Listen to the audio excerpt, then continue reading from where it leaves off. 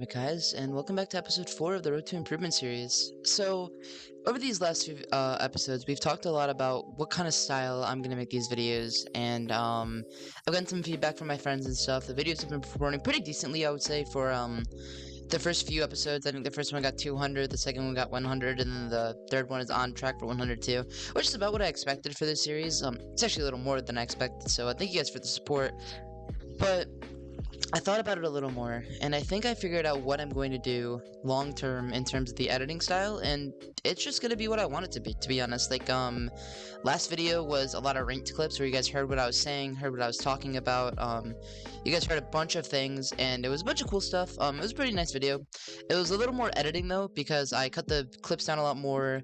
Obviously, I put the game recaps in, did some, stuff, not hard editing, but just long, just tedious. And I want to keep doing that for my videos. But I also like these videos where I kind of just sit down and talk to you guys. And the clips are on in the background, but it's more low-key. I just kind of can get my thoughts out and kind of get what I want to talk about out. So that's what this video is going to be again. I'm going to talk for a few minutes about my team building process, because I am actually building a team for Tier 3. Like I said in episode 1 I would be doing. I had a few trials that happened since then, and I like the teams, I like the players on them, but I just think that building a team for long term is kind of going to be my plan.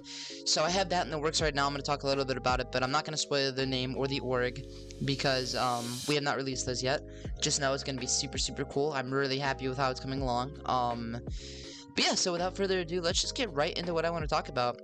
So, for the team that I am building right now, it is a co-ed Tier 3 team. We are still in the process of trialing. We picked up an IGL, and then maybe a Smokes and a Senti player. The jury's still out a little bit on that one. We have some retrials. But I want to talk about how I am currently building the team, because I feel like something that goes, kind of unnoticed is how people build teams. I feel like a lot of times people will just get their friends, or they'll post an LFG on Twitter or Discord or Gangster or whatever, and just kind of pick up whoever they want, which makes sense. That's how a lot of people do it, and that's kind of how I'm doing it. But I'm being a lot more selective in the sense of what roles I trial, because I'm building a team from scratch, and I'm the only one on the team at the moment besides the IGL I'm picking up. I had to be very selective with the roles I got. I didn't want to trial 10 Senti players, 10 Smoke players, and then have no Initiator players.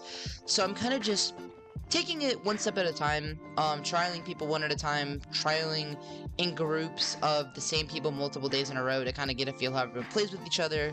But the most important thing to me has been so far not about mechanics, not about aim, but really comms and team synergy. I feel like that's what a lot of teams are missing in Tier 3. And in GC, and just in general, is the synergy. I feel like synergy is so overlooked in the Val scene because of how often teams kind of get regurgitated or rebuilt, or cores leave, or how often you see people leave teams for other teams just because of the players. And I feel like the biggest thing that people need to kind of start understanding and learning with teams is that synergy is super, super important, but you can only build synergy if you like the people on your team. And what I mean by that is, on my last team, it was called Celestial Light. It was a really good team. I had really good friends. I'm still friends with everyone on that team except one person, but that's a story for a different day. But I was playing Info Initiator, and I hate Info Initiator. I absolutely despise it. It's not for me. I don't like it in the slightest. It's just not my role. And because of that, we were struggling with our synergy, and it was very tough because there'd be a lot of games where I would tilt, or someone else on the team would tilt, and I'd be tilting not because we're doing anything wrong, but because I just don't like the rule. And that's something I've really been working on, is being a lot more flexible with what I can play while still enjoying the game. But it really hurt our synergy a lot, because if I got mad as our IGL / mid-rounder, it would cut off the comms a lot.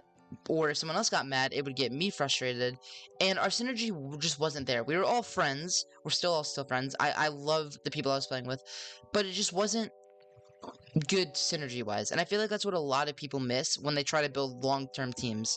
That's why I'm bringing this up, because a lot of people talk about how, oh, we need to be a team for months and months and months, or you can't leave over one bad instance or one bad thing. And I completely agree with that, but my counter to that is, if that one bad thing is the reason the team's not working, then it is okay to leave. So I'm talking to you guys about all this because the team that I am building for synergy more than anything else. As long as the team synergy is good, Nothing else matters to me. You can work on mechanics, you can work on your training schedule, you can work on getting your rank up, you can work on calling. Everything is workable, but if you don't have that base synergy and that base friendship to move in, everyone likes their roles, everyone likes who they're playing with, everyone understands what they need to do to get better, then it is super, super hard for everything else to come to light, if that makes sense. I kind of hope you know what I mean with that. So, my advice to anyone who's looking to build a team or wants to build a team for the future is make sure you go synergy first. Because if you can build a team with great synergy, then everything else can be worked out. And everyone else has to like the roles they're playing on. So that is kind of what I'm looking for in my team. That is how I'm building my team. Obviously it's Ascended Immortal. I'm keeping it around my skill level. I'm not gonna pick up a plat who I just like, you know. But yeah, so that is kind of how my thought process has been for my team building stages. Um, yeah, so that's all I want. That's really kind of what I wanted to talk about and touch base on with my team building. I'm gonna kind of give you guys a little recap on how the team building is going, and then once we can officially announce what org we're being signed to, there will be an announcement video on that, and we can really get some tournament videos underway, some gameplay, maybe a little scrims. I haven't decided if I'm gonna do scrim montages like the scrims are doing. Obviously, everything would be blurred out because I don't want to show our comps. I don't want to show enemy comps. I don't want to like show off what's going on. But I think it could be cool to get some old scrim clips and then show you guys what we're talking about and how we're moving through things. After matches happen, after we're already switching stuff up. But I think that could be a cool idea, so let me know what you think. And yeah, so that's kind of where we're at in the team building phase.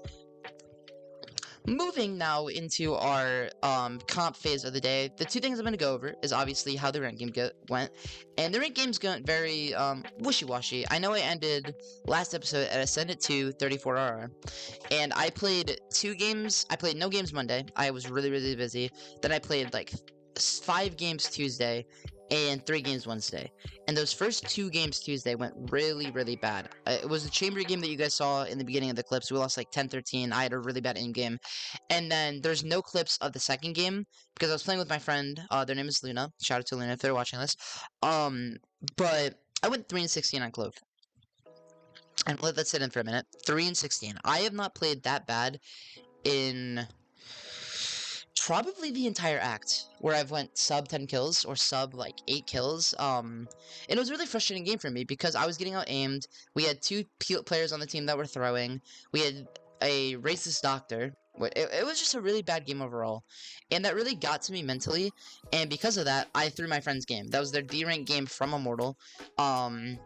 And it was really frustrating for me because I felt like I couldn't get out of the slump that I was in because of my teammates. Once again, as I talked about in episode 2 and episode 1, is how a lot of the times I let my teammates' mentals get to me, and because of that, then I struggle and start losing. And I really, really want to work on a way to where that's not happening. So, I'm going to look to you guys for some help on this because I know that some of my viewers also play this game. Well, obviously, if you're watching Valorant content, you probably feel Valorant. But how do you guys not tilt because of your teammates? The only real solution I have found that has worked long term is I just mute my teammates and play my own game. But the issue with that is that if they untilt themselves and start calming again, then I'm losing out on those crucial comms that I need. So I really want to try and not mute my teammates as much as I do it, if possible. But if not, sometimes you just have to do that. Obviously, with a racist doctor, I'm muting a racist. I'm not talking to them. I don't care. I don't care about that game this much to compromise my morals and etc. So yeah, but then day 2 went a lot better. Or actually, I should talk about the end of day 1. So after those first 2 games happened, I was at 0R, Ascendant 2, and then I played 3 games with another one of my friends called Airy Cast, and we won all 3 of those games. You see those in the background. This is day 2 clips now. Because I'm just kind of rambling, these are all just... I'm keeping the clips consistent with how I did in the last video, but not in the same context of, like, showing it for the game's sake. I'm just keeping it consistent to while I talk. So... at the end of that day, we went 2-1. I match MVP'd our first game, and then second game I bottom fragged on Phoenix. It was another game where I let my teammates' mentals get to me. We had some frustrating teammates. They didn't really know what to do. My Jet was very frustrated with how I played Phoenix, even though I called my flashes, I called what I did. He just kind of ran it down and didn't like when I was also running it down. So it made it a little frustrating on both of our ends. But, and then the third game I MVP'd on Neon, and I ended the day at Ascendant 2 20RR. So that's how day 1 went. Day 2 came along, and I played 3 games. First game, I went on Neon again. It was on Sunset. I went 23 and 16, got 15 RR. Really, really good mental game. I had really good teammates. I kept my mental strong. I agiled through it. Awesome game. Game 2 and game 3, I trioed with Luna and one of their friends and one of my friends. And that second game, I played Raze, and I went 16 and 16. We won that game 13-9. I got 14 RR. And then I ended the day off on Jet, this final game that you're actually watching now. I ended the day off on Jet match MVP 20, 16, and 13. I had 13 assists that game. And all 3 of those games, all what they all had in common is that I kept my mental up. And I'm really starting to see the importance of keeping my mental up. I've talked about it a lot now. And I really think that's probably going to end up being the main focus of the series. Is that when you keep your mental up, you keep your confidence up, especially as a duelist player, you're going to win more games. So, yeah, that's how my ranked games went. I know this video was a little rambly, a lot like the first episode, but it's more just because I think these Thursday episodes will just be very rambly, just because it's a lot less time. I work a lot during the week, and I want to make sure I'm still getting quality content out that I like and I want to show you guys, but it's also still getting out on Thursday. So it's a lot easier for me to record these rambly episodes on Thursday, and then over the weekend make the quality content episodes for like the new training regimens or ranked montages where I can actually get some good edits in. I can get the recaps in a lot better. But yeah, so that's kind of where we're at. So thank you guys all so much for watching. In the Monday episode, we will be doing a brand new practice routine for the next 2 weeks. And then that Thursday video will either be a lot like this, or I might just take the complete weeks of comp games that I play Friday through Sunday and Monday through Thursday and make it like a mega compilation where it's a longer video of just the rank compilation. So if you guys have any ideas on what you want to see, just let me know in the comments, and I will see you on the next one. Peace.